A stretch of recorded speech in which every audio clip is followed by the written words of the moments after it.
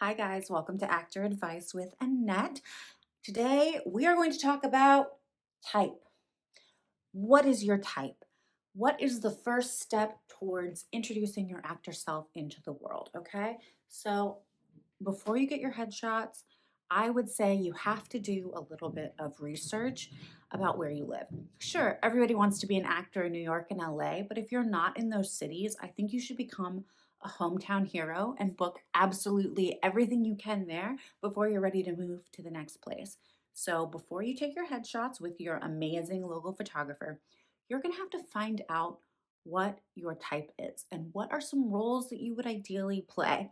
So I would start with finding three that are realistic and, at the co-star level if you're just starting out. So, for example, if I lived in Texas and I knew they were doing things like Landman and I had blonde hair and I know that I could be a country western singer because I'm a singer, I would definitely have a headshot that represents that specific type.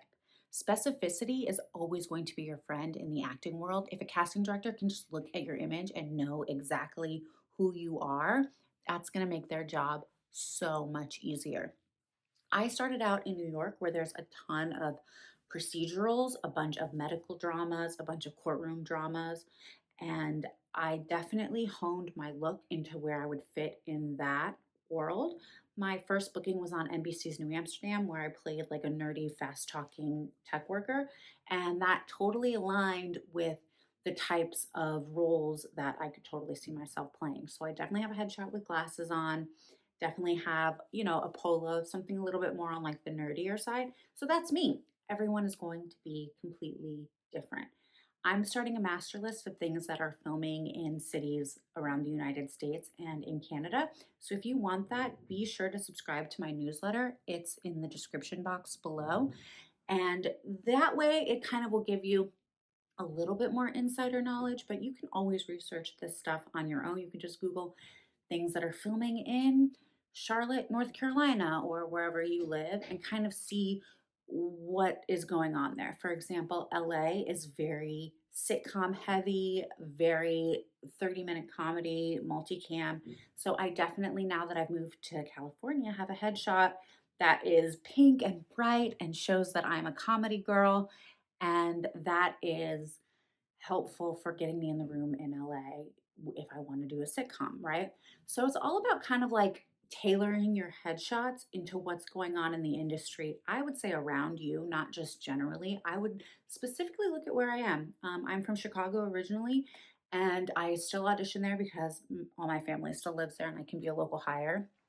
And I'm planning to move there eventually. But, anyways, there's a lot of medical dramas. There's that Chicago One, all of those things are dramas, and I could either fit into probably like a victim or again that like tech worker that's very serious and earnest. I would say finding your type is the most important thing before you do your headshots. So then when you're ready, you'll have three different types and you'll tailor your outfits for your headshots. My next video is going to be about finding the appropriate headshot photographer and kind of how to prep for headshots, which is something I'm going to be doing very soon as well. Headshots should be updated yearly, so this is always something you can try again. And it took me so many years to find a headshot formula that worked for me personally.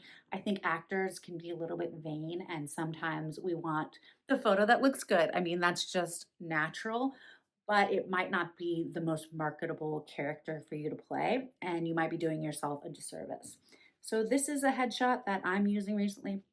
Looks like me. I love it. It says comedy, California girl. It shows my sparkling eyes and it kind of gives you a glimpse into nerdy, dorky, quirky characters that I would be playing on a sitcom. And that also aligns with work that I've already done. One of my favorite acting coaches, well, she's more of a business of acting coach, but she says the market is never wrong. So if you've already been cast in a few things, see if there's a through line, see if there's something that you're always hitting on again and again. Like for example, I'm 5'2". I'm never gonna be cast as like the supermodel glamazon trophy wife to like a tech bro, right? Like that's gonna be someone that has more of that model look or more of like an influencer look. I'm very earnest, girl next door, innocent, those are kind of roles that I play. And now that I'm moving into like young mother roles, I'm seeing that I really do play those earnest,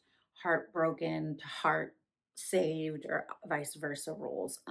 So really finding out where you're going to fit in this medium of storytelling and specifically what location you live at is going to be so helpful to finding great headshot photographers. And, if you can't hire a coach to help you do that, there are other ways that you can get that information. You could ask your friends, family, even strangers, what age range do you think I am? What kind of characters could you see me playing?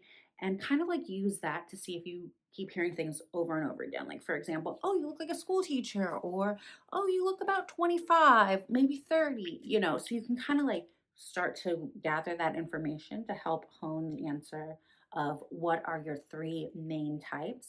And then you can start working on finding a headshot photographer. Also, other actors are a great resource. Like sometimes I'll look at people who look like me or maybe who have gone up for roles against and see like what are their headshots looking like? What are they portraying? And it's not going to be all those things, but like there are a few things that you can do on your own to get some research going about what is in vogue right now because that's always changing. When I first started, this was the headshot guy. Now there's a new headshot guy or a new headshot girl, like a new headshot they, them. Like there's always somebody else that is new and exciting to casting directors. And it automatically kind of like says to them, okay, they're in this world, they're in the know. But that does take a little bit of research. Even Instagram has been a great tool. So stick with me if you want to learn more about the acting business side of the industry. And if you're interested in headshots, we're going to be doing that next week. So also, I I also do a bi-monthly newsletter. So if you want to sign up for that, the link is in the description of this video.